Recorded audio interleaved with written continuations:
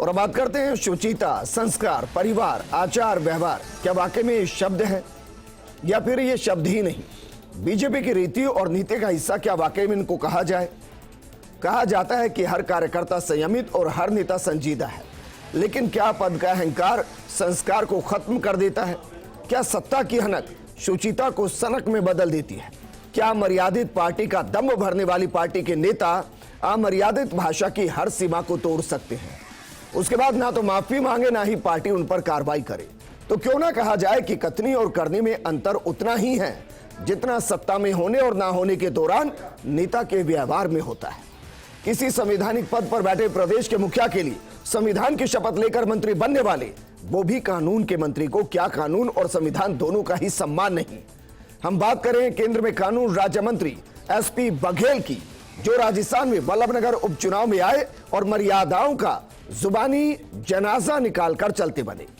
क्या राजस्थान बीजेपी को ही इनका विरोध नहीं करना चाहिए था? और क्या चुनाव जीतने के लिए जनता की तालियों के लिए मर्यादा को तलवे तले कुचल दिया जाएगा? और क्या व्यक्ति पर हमले से आगे नेता परिवार को भी अपनी अमर्यादित भाषा की जद में ले रहे हैं? आज बात इसी मुद्दे पर की ओछी होती इस राजनीति का सबसे निचला स्तर क्या है? इनका लोकतंत्र में यकीन है क्या? कोई मर्यादा नाम की चीज होती है? ये सारी मर्यादाएं लांग गए। जिसकी बात में फर्क होता है उसके बाप में फर्क होता है। आपके कांग्रेस के घोषणा पत्र को पढ़ा कि यदि कांग्रेस की सरकार आ जाएगी तो बेरोजगारी का भत्ता देंगे, लड़कियों को कुछ ज्यादा देंगे और लड़कों को देंगे। मिला हो तो बताओ। क्या यही शिक्षा मिलती है बीजेपी के अंदर? भाषा का संयम तो जरूरी है। 1000 झूठे जिस दिन मरे होंगे उस दिन पैदा हुए होंगे। हम भी आपकी आलोचना कर सकते हैं, लेकिन भाषा की मर्यादा तो सबके लिए लागू है। मैं आज उनका नया नाम रख रहा हूँ की जगह घोषणा। राजनीति में सबको अपनी बात रखने का हक है, लेकिन परिवार पर जाकर जिस तरह की भाषा मुख्यमंत्री के लिए बोली गई, उससे एक बात तय हो गई है कि भारतीय जनता पार्टी के पास ना कोई नीति है, ना नीयत है, ना सोच है, ना सिद्धांत है। तो भारत सरकार में जिम्मेदार पद पर बैठा हुआ व्यक्ति अगर इस तरह की भाषा का इस्तेमाल राजस्थान की धरती पर करता है, मैं समझता हूँ ये कतई बर्दाश्त करने के काबिल नहीं है। राजस्थान की सियासत में मतभेद हुए हैं, लेकिन मनभेद कभी नहीं हुआ। एक दूसरे पर वार पलटवार भी खूब किए गए, लेकिन परिवार पर हमले नहीं हुए। एक दूसरे पर छींटाकशी भी खूब हुई, दामन पर दाग भी लगाए गए, लेकिन कभी परिवार तक किसी के पिता पर, किसी की पैदाइश पर हमला नहीं हुआ। तो क्या एसपी बघेल के बयानों का विरोध प्रदेश बीजेपी को नहीं करना चाहिए था? और क्या सिर्फ चुनाव जीतने के लिए प्रदेश के ही सामान्य नेता का अपमान होने दिया जाएगा और बीजेपी ये सब देखती रहेगी? आज बात इसी मुद्दे पर कि या तो बीजेपी कहे कि वो एसपी बघेल की भाषा और मुख्यमंत्री के लिए उनके शब्दों का समर्थन करती है और यही उनकी रणनीति है, नीति है, या फिर खुलकर विरोध करे। लेकिन क्या सच में ऐसा वो कर पाएगी? इस मुद्दे पर बात करने के लिए हमारे साथ मौजूद हैं बीजेपी विधायक और मुख्य प्रवक्ता रामलाल शर्मा जी।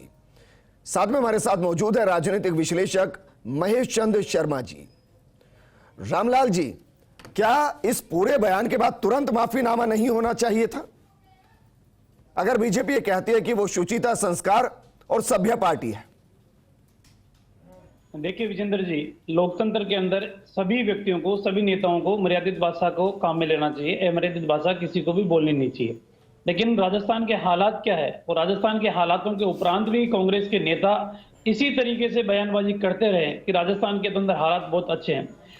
बघेल साहब ने कहती है सर कि महंगाई नहीं है, पेट्रोल डीजल के दाम नहीं है। बघेल साहब ने अपने मन की पीड़ा की अभिव्यक्ति की है। मैं क्या कह रहा हूँ विजेंद्र जी, बघेल साहब ने अपने मन की पीड़ा की अभिव्यक्ति की है। मेरी बात पूरी हो जाने दे, फिर आपकी बात सुनूंगा। मैं पहला मैंने सवाल किया, उस सवाल का जवाब दीजिए सर। आज मेरा गला खराब है, मैं बार बार नहीं पूछ पाऊंगा। सवाल मैंने बहुत बेसिक पूछा, क्या प्रदेश बीजेपी को इस बयान का विरोध नहीं करना चाहिए था? झूठ बोल के लोगों को गुमराह करके सत्ता हासिल करने का काम ही क्या कांग्रेस का बचा है, या जनता की समस्याओं के समाधान करने का काम क्या बचा है? शर्मा जी, रामलाल शर्मा जी, अरे सर, एक वक्त के लिए मैं आपकी हर बात का समर्थन कर दूंगा।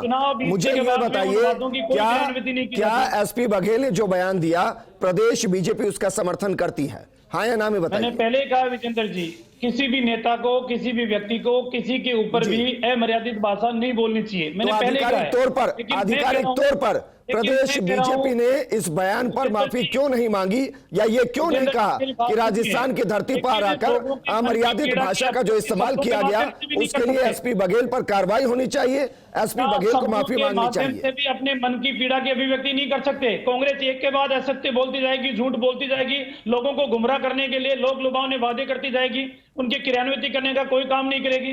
आज रामलाल प्रदेश की शर्मा हालत जी, क्या है, विजेंद्र जी, आप रामलाल किस तरीके शर्मा से जी जानते बयान सुना सर? बयान में क्या कहा गया सुना आपने? जो अपनी बयान बात का नहीं, एक बाप का नहीं, झूठ बोलते ये आए भाषा हैं। राजस्थान में होगी। ये भाषा राजस्थान के जमीन पर आकर राजस्थान के नेता को कोई इस तरीके की भाषा का इस्तेमाल करेगा और हम उसको डिफेंड करेंगे। देखिए विजेंद्र जी, व्यक्ति अपनी मन की पीड़ा की अभिव्यक्ति किसी शब्दों के माध्यम से तो करेंगे ना। आप अपने वादों को पूरा करने का काम व्यक्तिगत तौर पर वो पार्टी मानता हूं जिसके पास शब्दों की कमी नहीं है और शब्दों के माया जाल में जनता को फंसाकर ही वोट ले जाती है। उसके पास शब्दों का इतना टोटा है, बीजेपी के पास शब्दों का टोटा है। देखिए विजेंद्र जी, राजस्थान की हालातों को बयां करने की जो बात थी उन्होंने उन शब्दों के माध्यम से किया है। और मैं पहले कह चुका कि शब्दों का चयन हर व्यक्ति को ठीक बयान करने के लिए तो गुस्सा बड़ा आता है, गालियां देने का मन करता है, गालियां देना शुरू कर दें। अपनी गलती को या अपने गिरबान में झांकने की गालियां देना शुरू कर दें। दूसरों पे दोषारोपण करने का काम कर रहे हैं। गोविंद राम मेघवाल जी, मुझे लगा था कि इस पूरे मुद्दे पर बीजेपी कांग्रेस से 2 कदम आगे रहेगी। प्रदेश की बीजेपी वो ये कहेगी कि हमारे राजस्थान की धरती पर आकर आप राजनीति कीजिए, वार पलटवार कीजिए, लेकिन हमारे राजस्थान के किसी नेता, किसी व्यक्ति के लिए अमर्यादित भाषा हम बर्दाश्त नहीं करेंगे। और इसका विरोध तो बीजेपी से होना चाहिए था।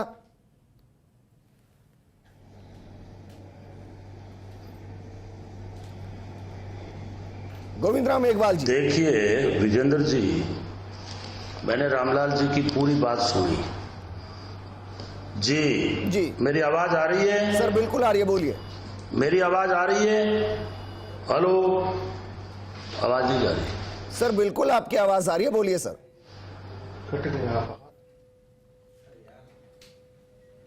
चलिए वापस उनको जोड़ने की कोशिश करेंगे। लेकिन महेश चंद्र शर्मा जी, बीजेपी को मैं व्यक्तिगत तौर पर मानता हूं कि भाषा शैली में वो इतने पारंगत हैं कि जनता को किसी भी तरीके से लुभा लेते हैं।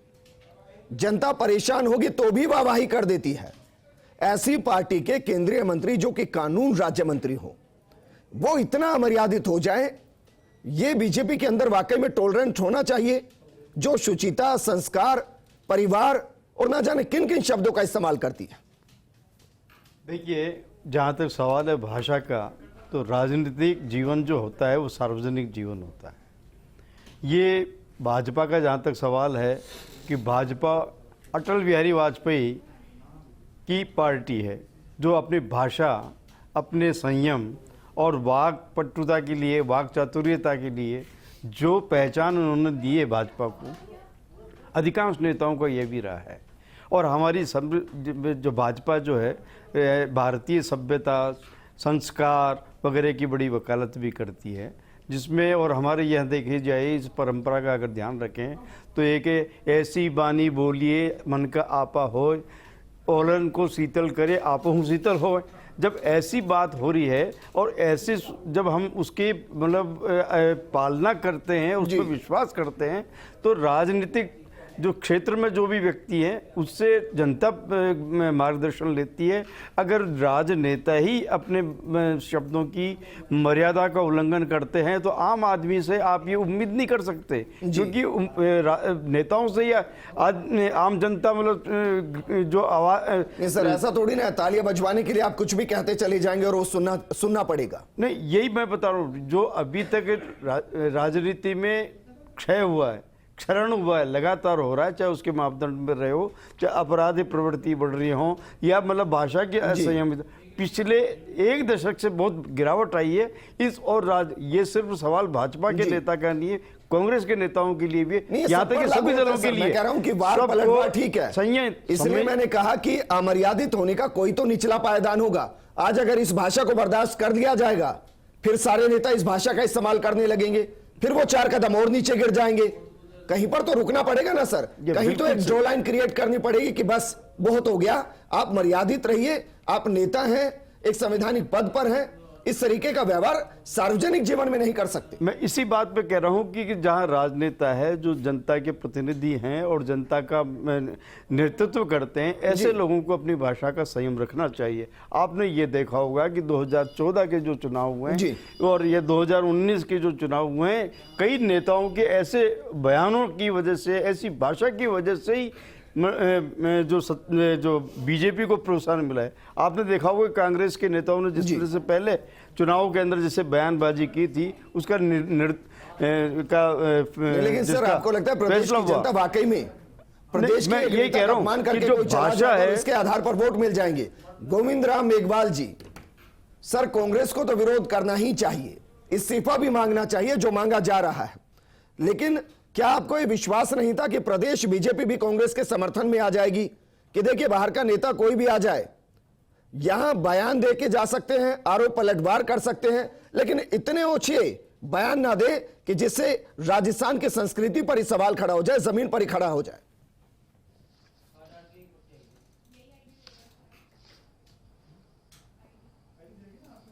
विजेंद्र जी, देखिए कि मेरी आवाज आ रही है? सर आ रही है, बोलिए। हेलो हेलो, मेरी आवाज आ रही है? सर बिल्कुल आ रही है, आप बोलिए, प्लीज बोलिए। मैं ये कह रहा हूं कि ये आज से ही नहीं, पिछले 7-8 सालों से, जब से केंद्र में बीजेपी की सरकार आई है, आदरणीय नरेंद्र जी मोदी और अमित शाह जी दोनों एक प्रधानमंत्री बने और एक गृह मंत्री बने, उसके बाद से जो देश का हालात खराब हुआ है, मुझे बहुत बड़ा दुख होता है। ये आप ठीक कह रहे हैं कि जो आदमी चुने हुए प्रतिनिधि है, चाहे वो एमएलए हो, एमपी हो, और जैसे ही आदमी का कद बढ़ता है, उसकी बहुत बड़ी जिम्मेवारी बनती है कि वो मर्यादित भाषा का उपयोग करे। मैं इस भाषा से इतना दुखी हुआ हूं कि एक अशोक जी गहलोत जैसे नेता, जो पूरे देश में गांधीवादी नेता के रूप में जाने जाते हैं, और उन्होंने प्रदेश में तीसरी बार मुख्यमंत्री की शपथ लेकर के वो कार्य किए हैं, जैसे दवाई निःशुल्क देना, जो पूरा देश नहीं कर पाया। आज कोरोना के अंदर जो अशोक जी गहलोत साहब का जो निर्णय और जो उनकी सूझबूझ है, वो पूरे देश को सीख लेनी चाहिए, और प्रधानमंत्री जी भी इनकी प्रशंसा करते हैं। और एक उपचुनाव में आकर के, और जो मुझे दुख है कि वो न्याय मंत्री है, न्याय व विधि, न्याय विधि का मतलब ये होता है कि एक लॉ की डिग्री लेने के बाद वकील बनता है, और वो अपने तर्क के आधार पर केस जीतता है, हारता है। जो आदमी उनका हेड हो पूरे देश में, और वो ऐसी भाषा बोले, इससे बड़ा दुर्भाग्य नहीं हो सकता। इसका मैं एक बताऊं कि 2014 में जब हमारे प्रधानमंत्री जी भाषण देते थे, उनके ऑडियो वीडियो पड़े मैं आपको भेज दूंगा कि मैं सबसे पहले देश के किसानों का कर्जा माफ करूंगा सत्ता में आते ही। सर वो छोड़िए ना, वादों पर मैं नहीं जा रहा हूं। सरकार गोविंद राम मेघवाल जी, मैं वादों पर नहीं जाऊंगा, क्योंकि मैंने सबके घोषणा पत्रों को पढ़ा है और कई सालों से पढ़ता आ रहा हूं। उन घोषणा पत्र में वही सब कुछ लिखा रहता है जो पिछले 5 साल में लिखा गया होता है। मैं उस पर नहीं जा रहा हूं। मैं आज डिबेट सिर्फ मर्यादा और भाषा पर कर रहा हूं। सर रामलाल शर्मा जी, वाकई में आपको लगता है कि राजस्थान की जमीन पर कोई नेता आकर राजस्थान के नेता पर इतनी ओछी भाषा का इस्तेमाल कर जाएगा और उससे वोट मिल जाएंगे, राजस्थान की जनता वोट दे देगी? देखिए विजेंद्र जी, मैंने पहले शुरुआत के अंदर ये बात कही है कि राजनीतिक क्षेत्र में, सार्वजनिक जीवन के अंदर कोई भी व्यक्ति हो, किसी भी पार्टी, किसी भी विचारधारा से बंधा हो, अमर्यादित भाषा किसी को शोभनीय नहीं है। लेकिन अभी गोविंद राम जी मेघवाल जो बहुत बात कर रहे थे, वो ऐसे बहुत कर रहे थे कि कांग्रेस पार्टी तो बहुत सी दूध की धुली हुई है। इस देश के अंदर आप ही की पार्टी के शीर्ष नेता वो कौन थे जिनको पता है, जिनको गुजरात के मुख्यमंत्री के नाते मौत का सौदागर की संज्ञा दी गई थी। आप ही के पार्टी के एक वरिष्ठ नेता ने देश के प्रधानमंत्री जी को गंदे नाले के कीड़े के रूप में कहा था। शब्दों का चयन करने से पहले आपकी पार्टी के नेताओं को भी चाल चरित्र देख लेना चाहिए। मैंने पहले ही कहा है, सार्वजनिक जीवन के अंदर अमर्यादित शब्दों के लिए किसी जी। को भी कोई स्थान नहीं है। नहीं, लेकिन रामलाल शर्मा जी, इसके लिए तो मैं अप्रिशिएट कर रहा हूं सर आपको, लेकिन आप तो मुख्य प्रवक्ता हैं बीजेपी के। सर, आप तो मुख्य प्रवक्ता हैं बीजेपी के। इस भाषा के बाद तुरंत आप सामने क्यों नहीं आए? आपने प्रेस कॉन्फ्रेंस क्यों नहीं की और कहते कि राजस्थान बीजेपी इस बयान के साथ नहीं और बघेल साहब से माफी मंगवाई जाएगी? बतौर प्रवक्ता सामने आते आप। आप सिर्फ दो मुद्दाओं की बातें करना जानते हो, जनता की समस्याओं का समाधान करना नहीं जानते हो ना। जनता की समस्या का समाधान करने के लिए आज कोई ये बात कहते हैं, इंदिरा गांधी जी के बारे में आप शब्द कहते हैं, इसलिए मैं जब ये बोल क्या कह रहा हूँ आपको, चुनाव चल रहे हैं, अलवर और दौलत के चुनाव चल रहे हैं, दरियाबंद और बल्लभनगर के चुनाव चल रहे हैं। कर दो कर्मचारियों को लोक निभाव में बातें करने के लिए 700 किसान की डेथ हो गई, चुनाव के बाहर भी जनता रहती है और ये ये 3 समस्या है। वापस रखने के लिए ये समस्या है, एक मुद्दे पर कोई रहना ही नहीं चाहता और अपने अपने हिसाब से हर कोई बोलना चाहता है। महेश चंद्र शर्मा जी, सर मैं आज की डिबेट सिर्फ और सिर्फ भाषा पर कर रहा हूं। आपको लग रहा है कि राजस्थान के अंदर इस तरीके की भाषा का इस्तेमाल करके कोई चला जाएगा और उस पर तालियां भी बजेंगी और वोट भी मिल जाएंगे बीजेपी को? आपका लगता नहीं कि इससे बीजेपी को फायदा नहीं, ज्यादा नुकसान होगा? देखिए, इसमें कोई दो राय नहीं है। देखिए, शब्द जो है, शब्द शक्ति ऐसी है, शब्द को ब्रह्म कहा गया है। जब ये व्यक्त होता है तो उसका बहुत प्रभाव पड़ता है। अब आप ये देखिए कि जितने भी चुनाव के नतीजे जो हैं, भाषा के इस्तेमाल किए गए जो भी शब्द हैं, उनको उससे रिजल्ट लिए हुए हैं और उससे आए हैं। आप ये मतलब सबसे बड़ी बात यह है कि मैं राजनीति के क्षेत्र में हूँ, सार्वजनिक क्षेत्र में हूँ, तो अगर मेरे से बाय द वे गलती से भूलवश सार्वजनिक मंच से अगर ये भाषा का इस्तेमाल हुआ तो उसे स्वयं ही राजनेता को चाहिए कि वो सार्वजनिक रूप से अपने आप की माफी मांग दे। सबसे पहला दायित्व उन लोगों का है। हमारे साथ जुड़ने के लिए गोविंद राम मेघवाल जी आपका भी शुक्रिया, रामलाल जी आपका भी शुक्रिया। लेकिन मुझे लगता है कि भूलवश जो बयान दिए जाते हैं उसमें या तो फैक्ट गलत होते हैं या फिर बयान के जरिए कुछ उल्टा सीधा हो जाता है। जिस तरीके से बयान दिया गया वो सोचा समझा बयान था और अगर बीजेपी को लगता है कि ये बयान सही है तो उसके खुलकर समर्थन करना चाहिए और नहीं तो बघेल साहब से न सिर्फ माफी मंगवानी चाहिए बल्कि उन पर कार्रवाई भी होनी चाहिए अगर बीजेपी कहती है कि वो शुचिता और संस्कार वाली पार्टी है। नमस्कार।